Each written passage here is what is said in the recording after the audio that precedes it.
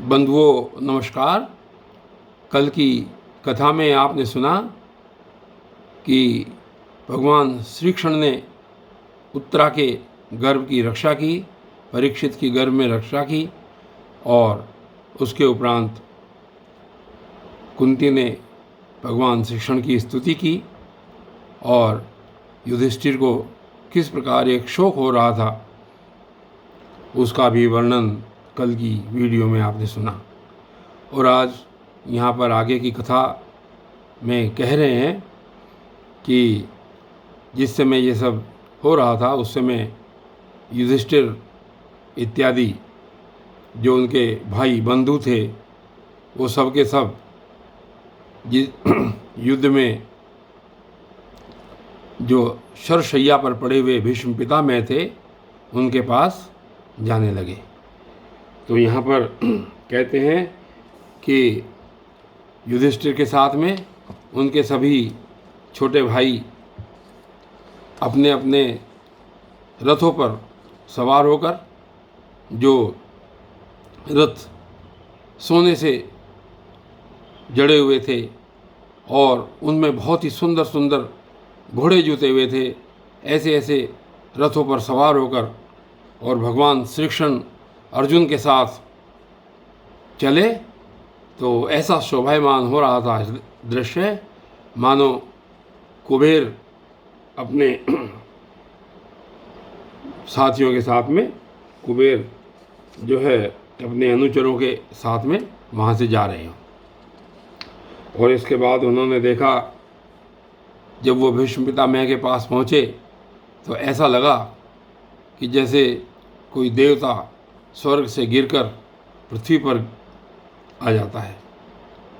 तो ऐसे भीष्म पितामह के पास सभी लोग खड़े हो गए और उनको देखने के लिए वहाँ पर उस समय जिस समय युधिष्ठिर गए तो सभी ब्रह्म ऋषि, राज ऋषि और जो देव ऋषि थे वो सभी वहाँ पर इकट्ठे हुए। और वहाँ पर और कौन कौन आए उस समय देखने के लिए? पर्वत, नारद, धौम्य, भगवान व्यास, बृहस्पति, भरद्वाज, शिष्यों के साथ परशुराम जी, वशिष्ठ, इंद्र प्रमद, त्रित, गृत्समद, असित, कक्षीवान, गौतम, अत्रि, विश्वामित्र, सुदर्शन और भी शुकदेव आदि शुद्ध हृदय महात्मागण, जितने वहाँ पर ऋषि मुनि थे वो सभी उनको देखने के लिए आए। और चूँकि भीष्म पितामह एक ऐसे व्यक्ति थे जो पूरे धर्मपरायण थे और जो जानते थे कि किसका किस प्रकार स्वागत करना चाहिए, तो उन सभी बड़भागी ऋषियों को देख करके, जो बड़े भाग वाले ऋषि थे, भीष्म पितामह ने उन सब का यथोचित सत्कार किया।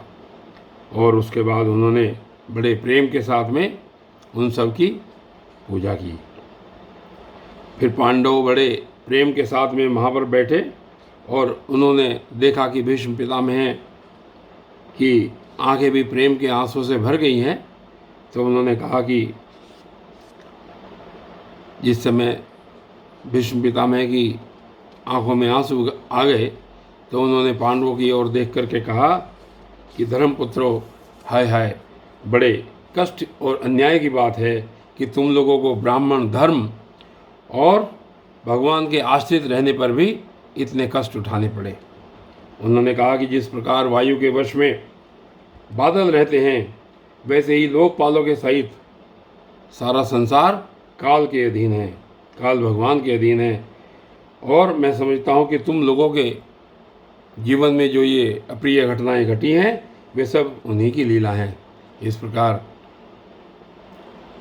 जो है भीष्म पितामह पांडवों से कह रहे हैं और ये कह रहे हैं कि ऐसे व्यक्ति जिनके साथ गदाधर भीम हों, जिनके साथ गांडीव वाले अर्जुन हों, ऐसे मनुष्य के ऊपर भला विपत्ति कैसे आ सकती है? जिनके सुहृद स्वयं भगवान श्री कृष्ण हों, उनके ऊपर विपत्तियां कैसे आ सकती हैं? लेकिन कहते हैं कि युधिष्ठिर, ये संसार की सब घटनाएं ईश्वर की इच्छा के अनुसार होती हैं। उनका स्मरण करके तुम प्रजा का पालन करो। अब यहाँ पर चूँकि युधिष्ठिर के मन में एक शोक था कि मेरे कारण इतने लोगों का वध हुआ है, औक्षवाहिणी सेना मारी गई है, तो उनके हृदय में एक असंतोष की भावना उत्पन्न हो रही थी। तो जिस समय भगवान श्री कृष्ण के साथ और अपने बंधु बांधवों के साथ भीष्म पितामह के साथ गए, तो भीष्म पितामह ने समझाया कि ये सब ईश्वर की इच्छा के अधीन हुआ है, इसमें तुम्हारा कोई दोष नहीं है और तुम अपनी प्रजा का पालन करने में समर्थ हो, इसलिए तुम अपनी प्रजा का पालन करो। उसके बाद उन्होंने भगवान श्री कृष्ण के बारे में बताया कि ये जो श्री कृष्ण हैं ये साक्षात भगवान हैं, सबके आदि कारण और परम पुरुष नारायण हैं। अपनी माया से ये लोगों को मोहित करके और क्या कर रहे हैं, यदुवंशों में छिप करके ये सब लीला कर रहे हैं।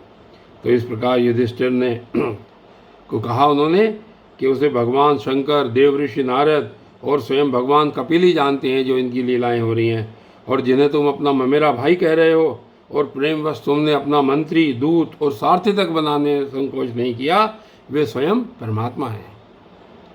ऐसा भीष्म पितामह ने युधिष्ठिर को कहा और उन्होंने कहा कि इन सर्वात्मा, समदर्शी, अद्वितीय, अहंकार रहित और निष्पाप परमात्मा में ऊंचे नीचे कार्यों के कारण कभी भी किसी भी प्रकार की विषमता नहीं होती।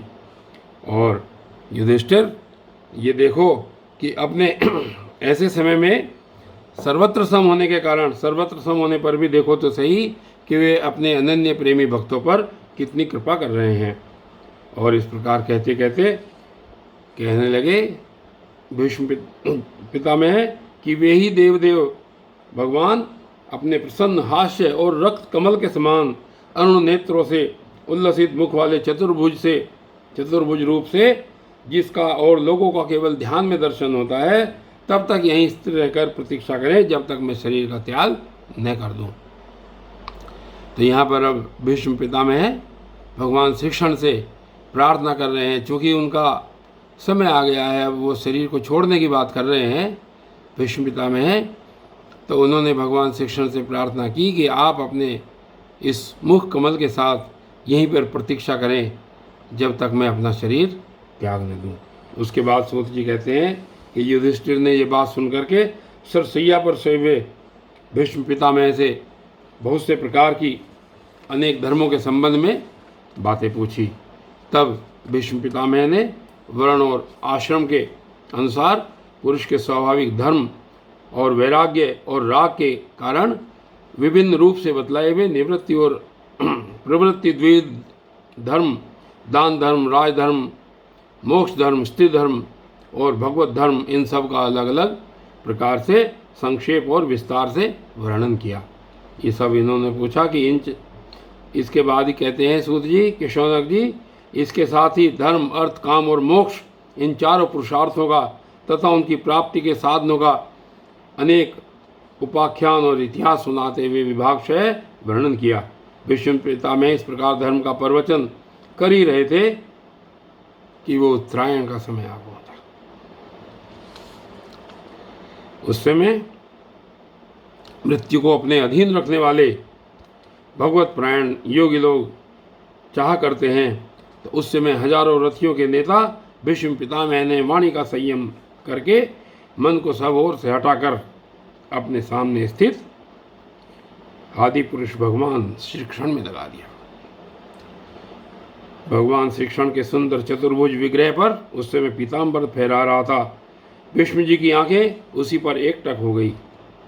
उनको शस्त्रों की चोट से जो पीड़ा हो रही थी और वह तो भगवान के दर्शन मात्र से तुरंत ही दूर हो गई थी, तथा भगवान के विशुद्ध धारणा से उनके जो कुछ अशुभ शेष थे वह भी सब नष्ट हो गए और अब शरीर को छोड़ने के साथ समय आ गया था। उन्होंने अपनी समस्त इंद्रियों को वृत्ति विलास को रोक दिया और बड़े प्रेम से भगवान की पूजा की।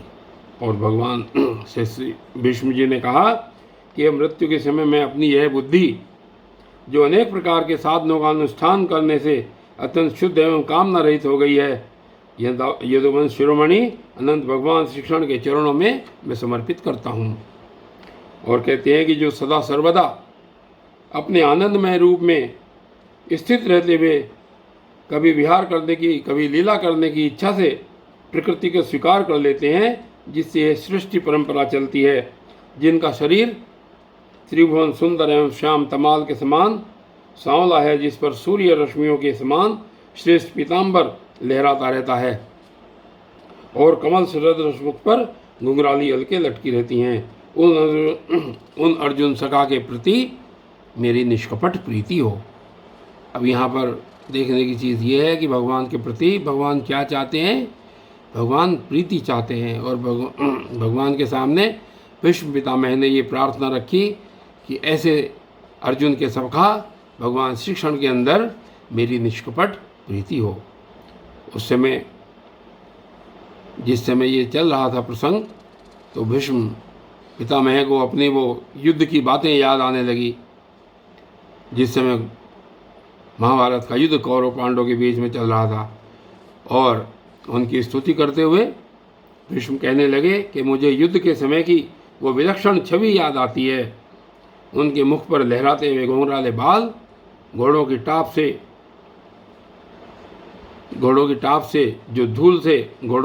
की धूल से जो मटमैले हो गए थे और पसीने की छोटी छोटी बूंदें शोभायमान हो रही थी, और मैं अपने तीखे बाणों से उनकी त्वचा को बींध रहा था।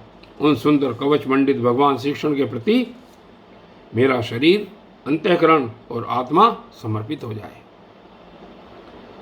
और उन्होंने आगे कहा कि अपने मित्र अर्जुन की बात सुनकर जो तुरंत ही पांडव सेना और कौरव सेना के बीच में अपना रथ ले आए और वहां स्थित होकर उन्होंने अपनी दृष्टि से शत्रु पक्ष के सैनिकों की आयु छीन ली, उन पार्थ सका भगवान श्री कृष्ण में मेरी परम प्रीति हो।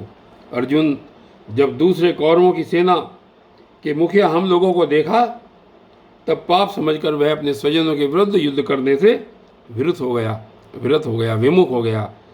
तो ऐसी स्थिति में भगवान श्री कृष्ण ने, जिन्होंने गीता के रूप में आत्मविद्या का उपदेश देख करके उनके सामयिक अज्ञान का नाश कर दिया, उन परम पुरुष भगवान श्री कृष्ण में मेरी प्रीति बनी रहे।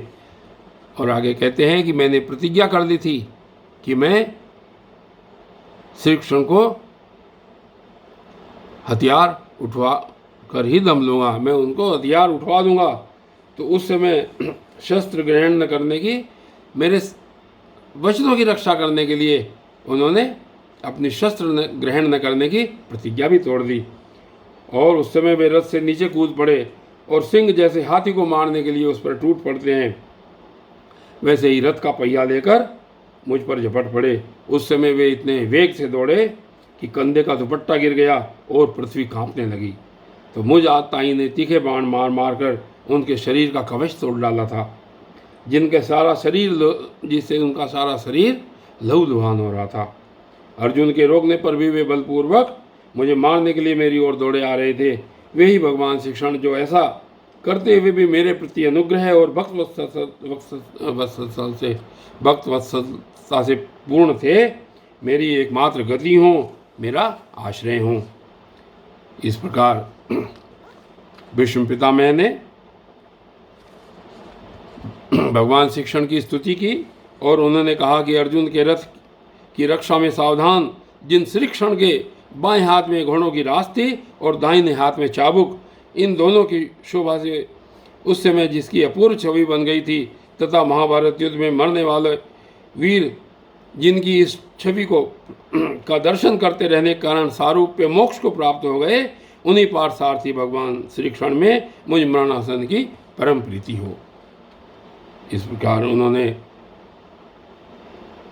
भगवान श्री कृष्ण की स्तुति की और आगे कहते हैं कि जैसे एक ही सूर्य अनेक आँखों से अनेक रूपों में दिखते हैं, वैसे ये जन्मा भगवान श्री कृष्ण अपने ही द्वारा रचित अनेक शरीरधारियों के हृदय में अनेक रूप से जान पड़ते हैं। वास्तव में तो वे एक और सबके हृदय में विराजमान ही हैं।